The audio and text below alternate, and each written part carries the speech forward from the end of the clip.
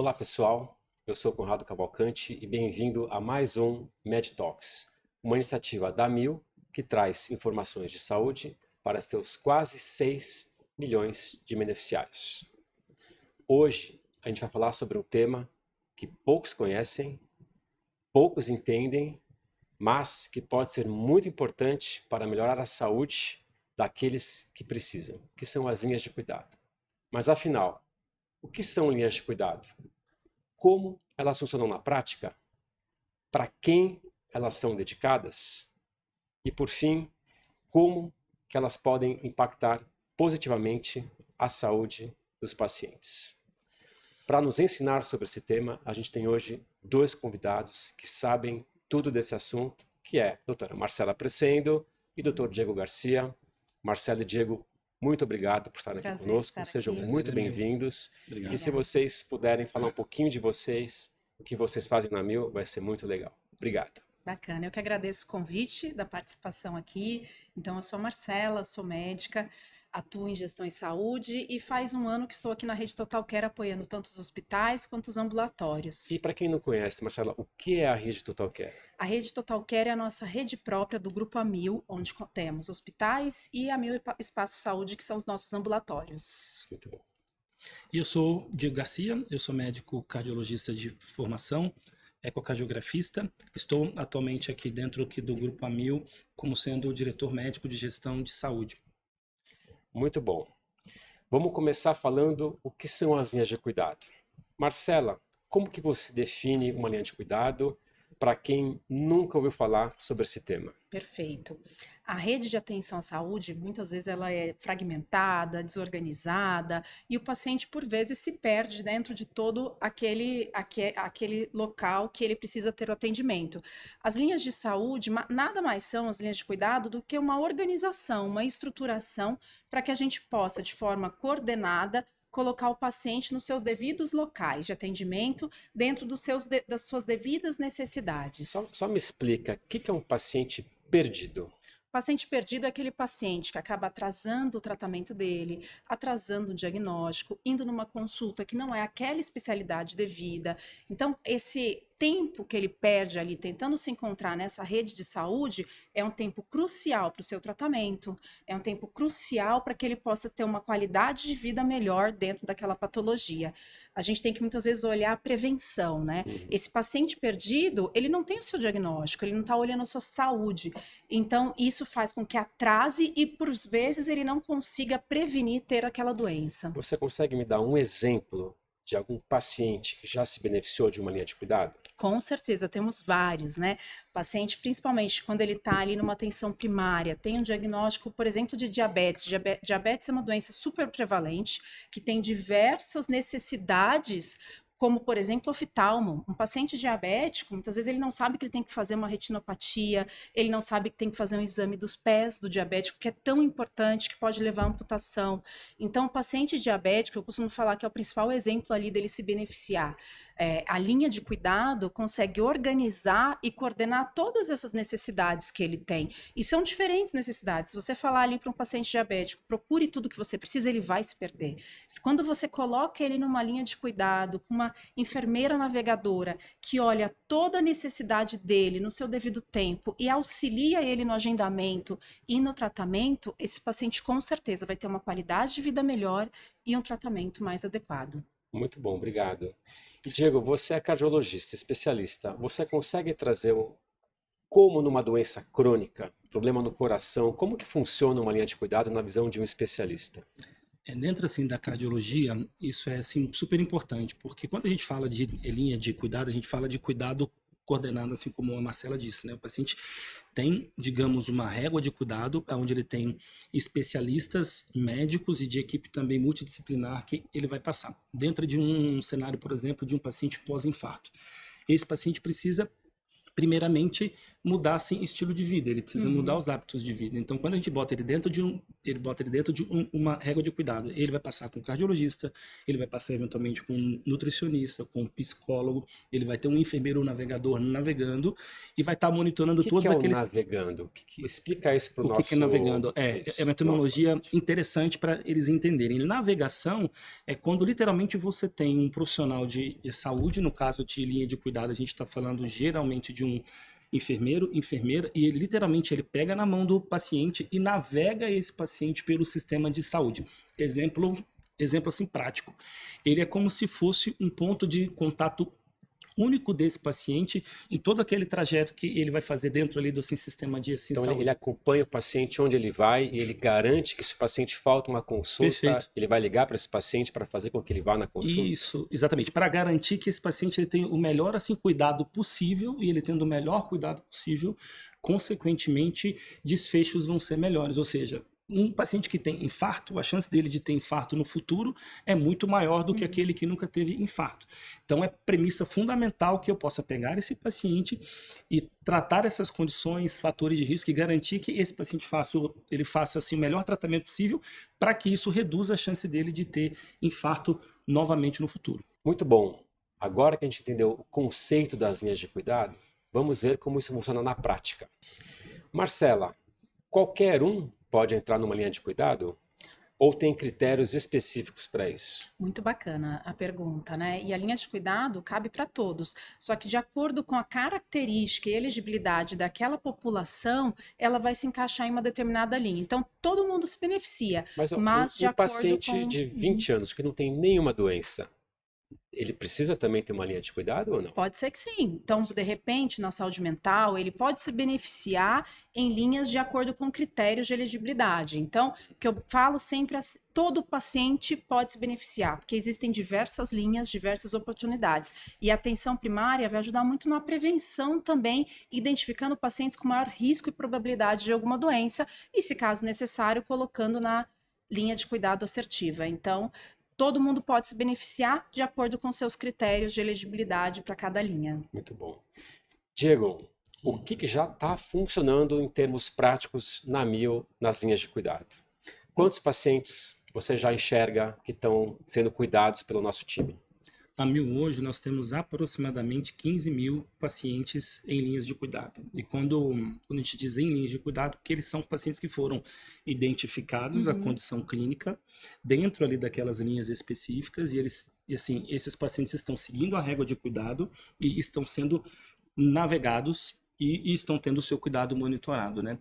Nós temos hoje, atualmente, 10 linhas que já estão implementadas dentro da AMIL, como, por exemplo, a linha nossa de saúde mental, que ela tem um grande diferencial que vai desde o saúde mental, onde eu tenho uma abordagem online, né, digital, presencial, e até também casos mais graves de internação psiquiátrica. Claro que a gente nunca quer que o paciente ele chegue nesse estágio, mas ao mesmo tempo nós assim não podemos abandoná-lo. Então eu tenho que seguir esse paciente durante todo esse trajeto.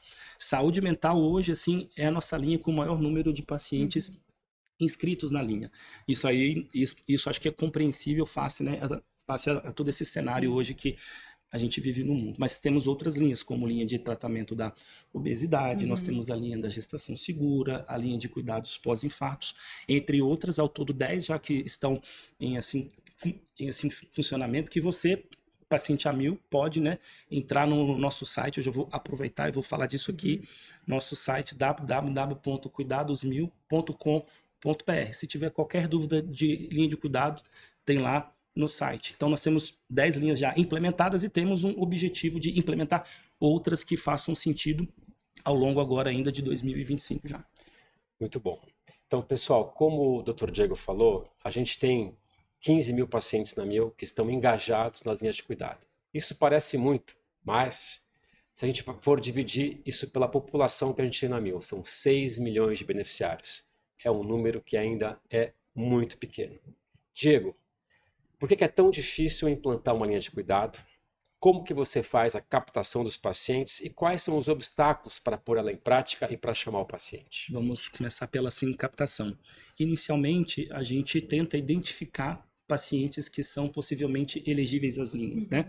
Então, a partir do que a gente chama de triggers, que basicamente são dados, né, que a gente tem isso dentro da operadora, obviamente respeitando todas as regras da LGPD, que a gente tem acesso e identifica pacientes potencialmente elegíveis. Então me dá um exemplo. A gente tem linha de câncer de mama, não A temos? gente tem linha de câncer de mama. Qual que é o trigger que você faz para identificar O alguém que trigger se de câncer de beneficiaria? mama, a gente tem uma mamografia, um exame de imagem associado à biópsia, associado à imunohistoquímica. Se tem esses 3 triggers juntos, isso é sinal de que tem uma alta suspeição do paciente dele sim ter um diagnóstico de câncer de mama.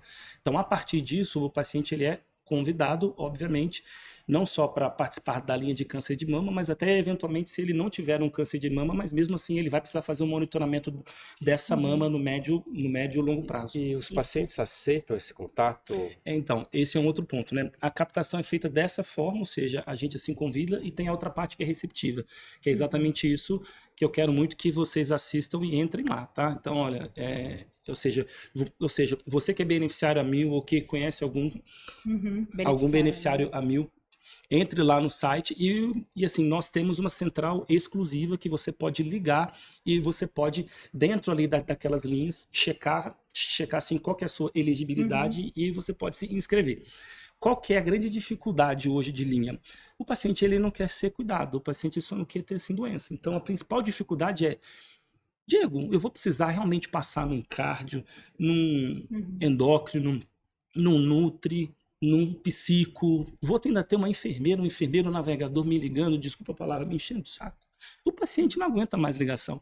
Então, eu acho que a principal coisa é porque nós, assim, colocamos uma régua de cuidado mínima para que ele possa ter o melhor cuidado possível. Estamos fazendo cuidado melhor para ele. O melhor cuidado possível para que ele tenha uma excelente saúde, para que ele se recupere ali daquela condição clínica dele, né? Então, às vezes isso realmente é muito difícil, né, Marcela? Sim. E Marcela, uma vez superado esses desafios que o Diego falou de captação e de implantar uma linha, tem um desafio ainda maior, né? Como ele falou, como é que você navega o paciente na prática? Ele falou que às vezes enche o saco. Porque é encher o saco ou é falta, às vezes, de conhecimento? Como é que você supera isso na hora que você navega um paciente? Excelente pergunta, né? E é uma das coisas mais complexas dentro da linha de cuidado, que é engajar o paciente, ele entender a necessidade, a importância.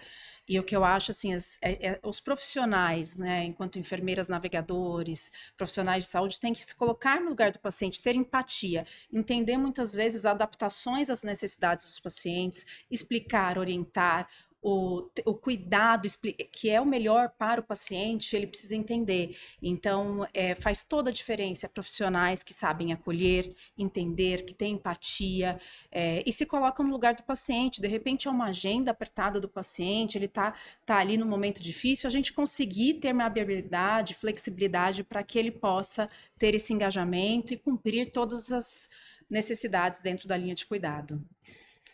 Até talvez para aumentar o engajamento, vocês poderiam explicar para o nosso público resultados concretos das linhas de cuidado? A gente consegue já observar isso, alguma coisa? Eu queria que vocês dois respondessem isso. Ótimo, ótima pergunta. E, por exemplo, na linha oncológica, a gente vê já a redução da SLA de início de tratamento e para os pacientes. Explica o que é essa redução.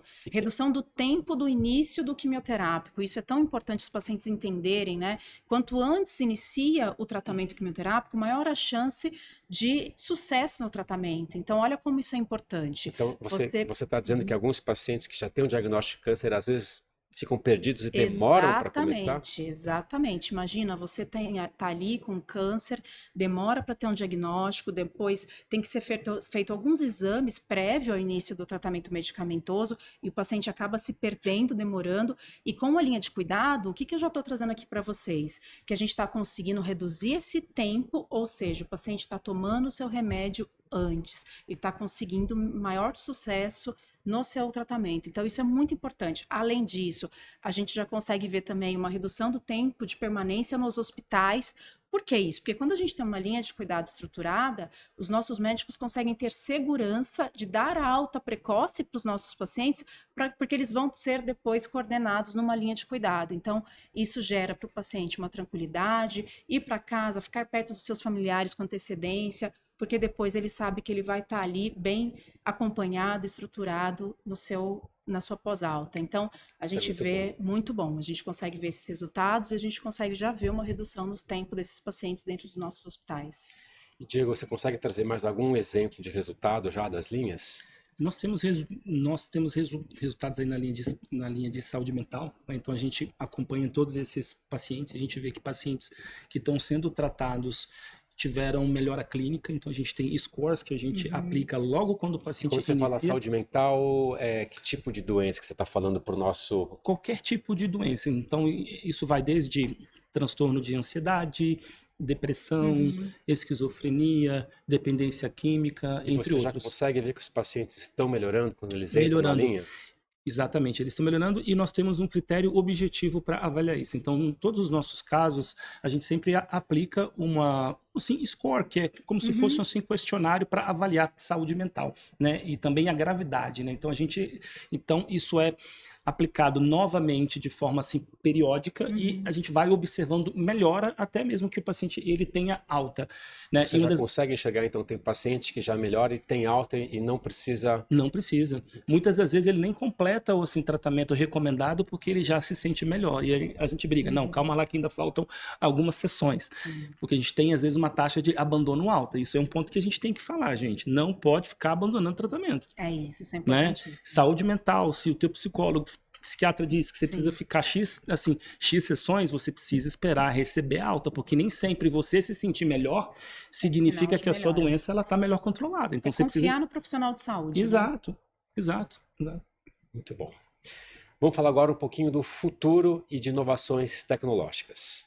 Marcela, como é que você enxerga o futuro das linhas de cuidado e qual o papel de tecnologias como telemedicina ou mesmo a inteligência artificial podem impactar no crescimento dessas linhas e na maior efetividade delas? Legal. E como podem, viu?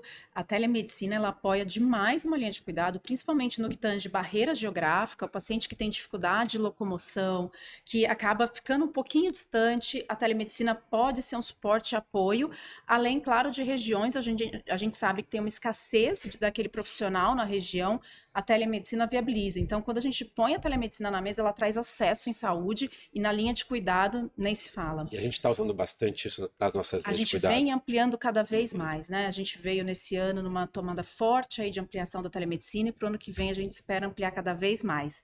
E quando a gente fala de inteligência artificial, todas as fases de uma linha de cuidado podem ter a participação, desde a identificação dos pacientes, a identificação de pacientes que não estão na linha adequada para que a gente possa puxar, a comunicação com esses pacientes, a inteligência artificial pode ajudar muito na gente se comunicar com o paciente, identificar que ele não compareceu numa consulta, puxar diagnóstico, identificação, comunicação, protocolos médicos da linha de cuidado, a inteligência também já pode ajudar, então que eu falo assim, a inteligência artificial veio para tudo, né? E na linha de cuidado, que é um tema muito complexo, ela pode ajudar em todas as suas fases, na identificação, na comunicação, no protocolo médico, e a gente quer cada vez mais colocar essas tecnologias a nosso favor e do nosso paciente que está aqui com a gente. Muito bom.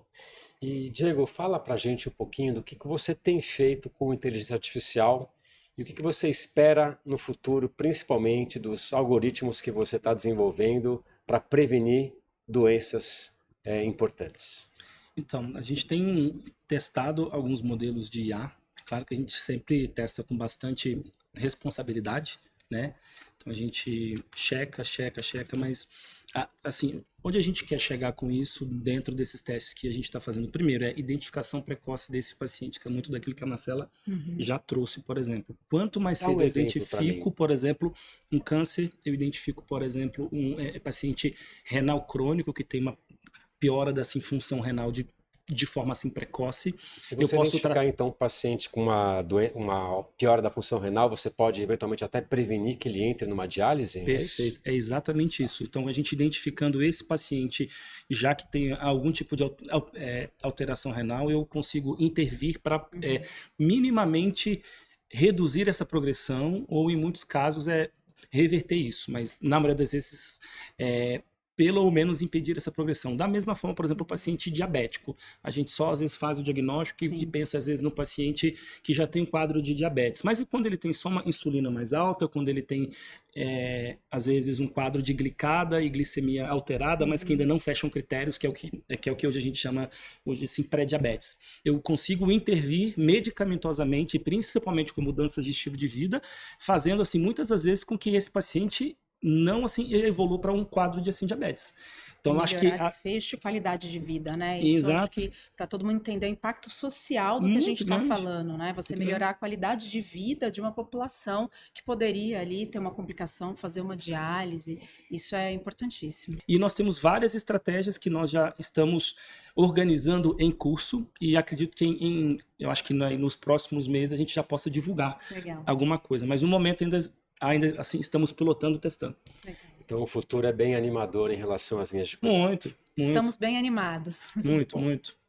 Pessoal, então hoje a gente aprendeu o que são as linhas de cuidado, como que elas funcionam, quais os desafios e principalmente os benefícios que elas podem trazer para você que está aqui nos escutando. Marcela e Diego, muito obrigado por estarem aqui conosco. Eu que agradeço. E por passarem tantas informações legais para nós. E se vocês puderem, para encerrar esse MedTalks, passarem uma mensagem final, uma mensagem para o nosso beneficiário, vai ser muito legal. Legal. Então, o que eu queria dizer para vocês, que o nosso foco é cuidar da saúde de vocês. Estamos aqui dedicados e eu acredito muito que esse é o caminho. O caminho é a gente estruturar a linha de cuidado e cuidar da saúde, e não só da doença. Perfeito. E lembre, você que é beneficiário a 1000 e conhece alguém a 1000, eu vou falar de novo. www.cuidadosmil.com.br, telefone 3004-1080, ligação ou WhatsApp. Então, se você tem algum tipo de condição crônica ou você conhece algum que seja beneficiário a 1000, você pode entrar no site ou no telefone. E se você não é a 1000, vem para 1000 também, né? Vem para 1000 também.